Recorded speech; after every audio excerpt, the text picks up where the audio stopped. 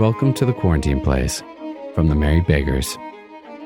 My name is Peter Atkinson, and I am proud to present Episode 2 of the Quarantine Place. Friend Request. In March of this year, the Merry Beggars launched a contest for 10-minute radio plays in response to the theme of quarantine. We were overwhelmed with the generous response from artists around the world. We received over 120 original scripts from Kenya, Ireland, Australia, and most of the United States. While we can't produce all of them, we've selected 12 of those scripts to bring to you. Please enjoy Episode 2, Friend Request, by Christine Sloan Stoddard. These programs are made possible by our generous donors. If you enjoy these shows, consider becoming a monthly donor and partner with us in healing our culture. To do so, go to themerrybeggars.com/give. For the full experience of this radio play, listen with headphones. Without further ado, Friend Request.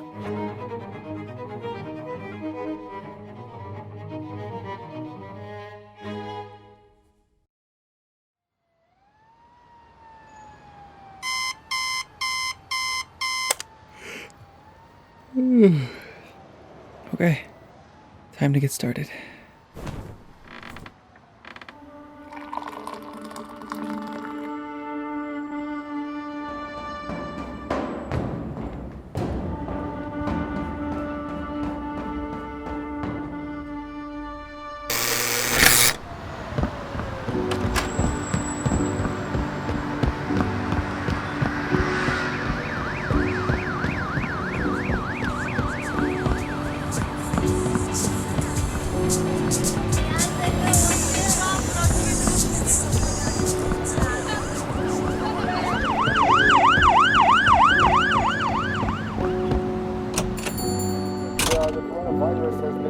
Hey man, you want some coffee?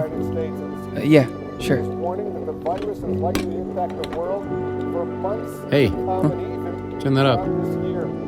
Our chief medical correspondent, Dr. Sanjay Gupta. Sanjay. On the same day, the CDC confirmed the 15th U.S. coronavirus case. I went inside the agency. We have 62 cases right now in the city. Obviously, this is a very, very serious situation. I remind you, against the backdrop of 8.6 million. I don't think the director of CDC is making that decision. You think it's a political decision? Well, I think it's, all I can say is I think it's above the director of CDC. To the United States for the next 30 days.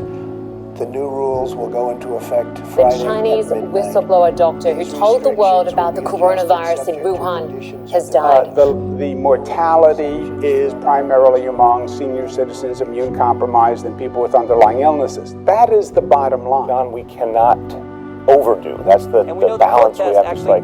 Increase the spread of the virus. You've said that. I said crowds.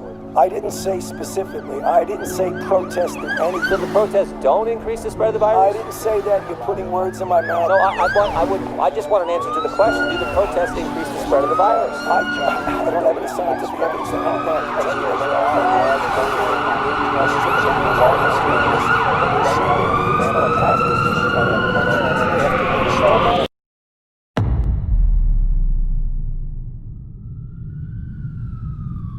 Thank you for the way every one of you is participating in fighting back this disease. Let's keep fighting, and we can move forward together. Thanks so much.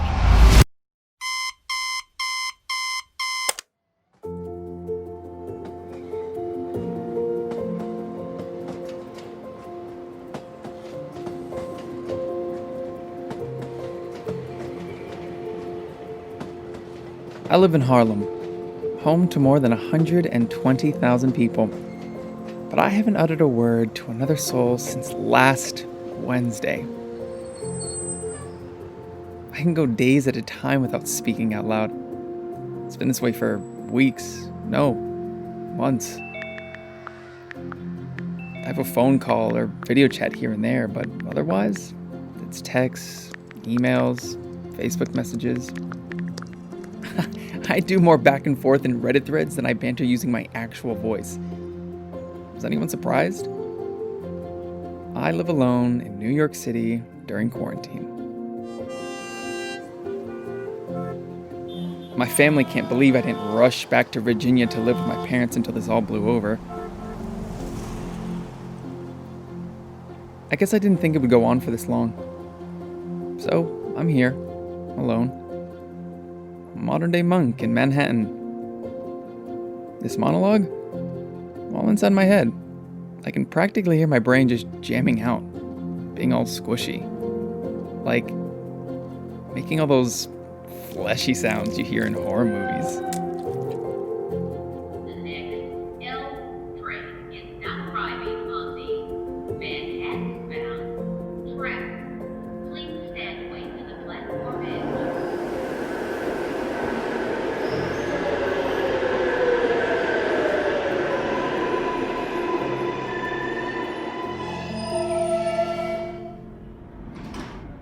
Last stop, Crown Heights, Utica Avenue.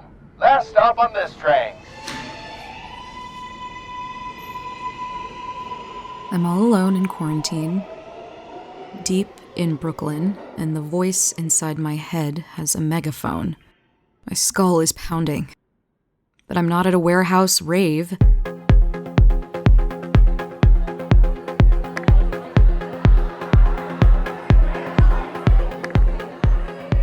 Yeah, remember those? Dance parties. Bushwick, Ridgewood. Ridgewick? Not my cleanest living, but that was my life once upon a time. I raged. Said my rosaries.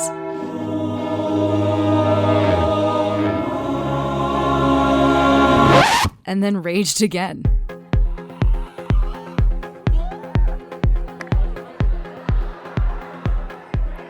That was when I first moved to New York. Seems like centuries ago, but it was only last summer.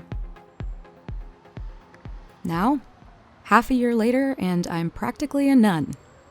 I've been sitting at my desk and staring at the wall for hours. I haven't even seen my mailman all week.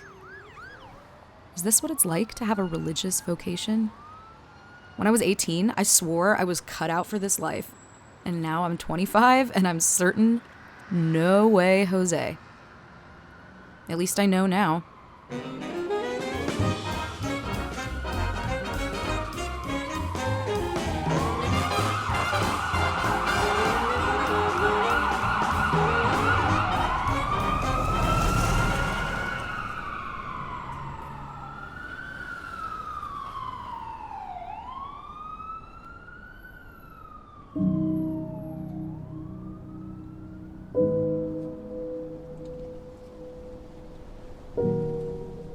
I wonder how many other New Yorkers are suffering from the same silence.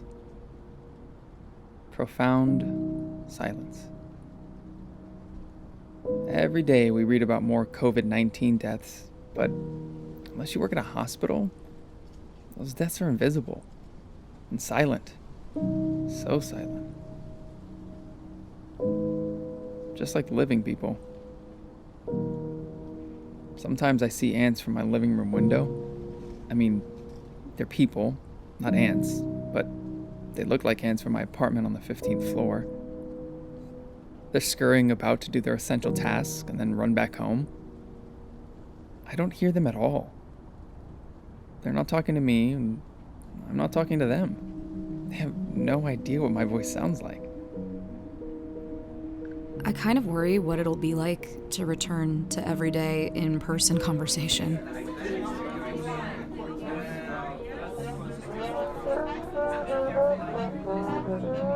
You know, when quarantine's over. If it ends. Okay, it has to end one day, right? I didn't take a vow of silence here. I just moved to Brooklyn from Maryland to go to grad school. As soon as I accepted my admissions offer and enrolled, I knew my social life was going to suffer, but this? I never imagined solitude like this. Not even when I thought I wanted to enter a convent. When I was 19, I went on a mission trip to Peru. About a week before we left, the priest had us sit in a dark room in silence. He closed the curtains, turned off all the lights, and asked us to sit with our thoughts. I was terrified. I hadn't really realized how loud fluorescent lights were until they were cut off. When we got to Peru, we did the same thing, staying silent for an hour, except we weren't in a room. We were outside in the desert with missionaries from other countries. We were about to go on a 35-mile pilgrimage under the moonlight. I kept thinking I heard wolves, but Peruvians told me they didn't have wolves, only jaguars. That didn't make me feel any better. What did make me feel better was this girl, another American missionary. Lately in quarantine, I've been thinking about this boy I met on my mission trip to Peru. After we were asked to sit silently in the desert for an hour, we stood up and began our hours-long trek. The spell of silence held most people for a while, only to be broken by quiet chatter and group prayer here and there. This boy and I walked together for a long time before we actually spoke to one another. I couldn't even tell you how long. I lost track of time. I think we all did. It's not like our cell phones worked out there. I had mine turned off. This girl and I talked about God and love and had that kind of spiritual, philosophical conversation that people in their late teens and early 20s have, but that become less and less common as you get older. At least out here in this worldly world. I had forgotten what those conversations were like until now. Until quarantine. I have them with myself now all the time, and with ghosts from my past. I had forgotten that girl's name until I found the journal I kept during my mission trip. I brought it with me when I moved here to New York. I found my mission trip journal again during quarantine. Because of course I did. I had started cleaning out cupboards and reorganizing my closets like everyone else. The boy and I didn't keep in touch in college. I left the church my sophomore year. Not in a big, dramatic way, more like a slow fade. I just stopped going. I was embarrassed to talk to other missionaries. I thought they would judge me. I didn't start going to church again until I moved to New York.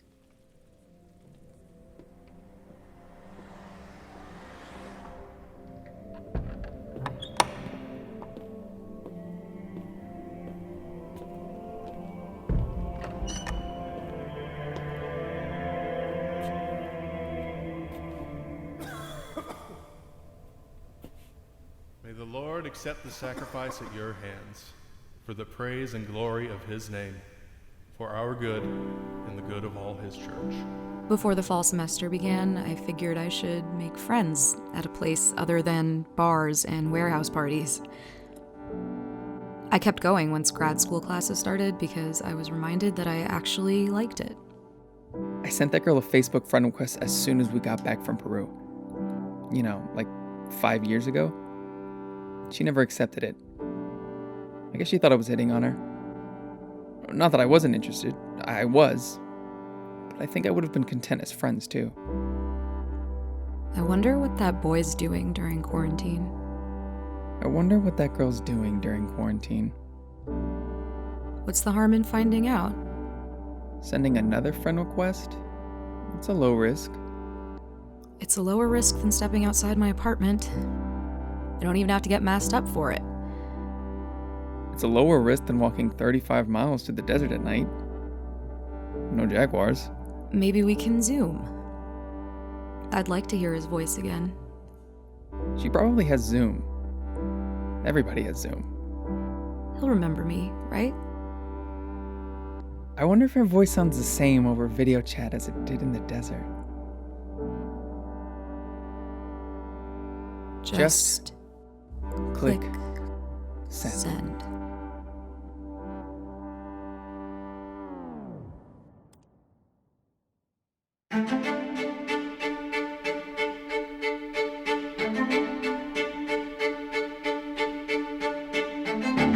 That was Friend Request by Christine Sloan Stoddard. Boy was played by Garrett Braddock. Girl was played by Tatyana Aravena. Conductor and Priest was played by Patrick Frith.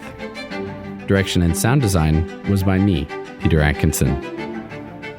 We'd like to thank our donors for making this production possible and for supporting the Merry Beggars' overall mission to heal our culture by using theater to tell the truth about man, that we are made by a loving God who seeks us daily.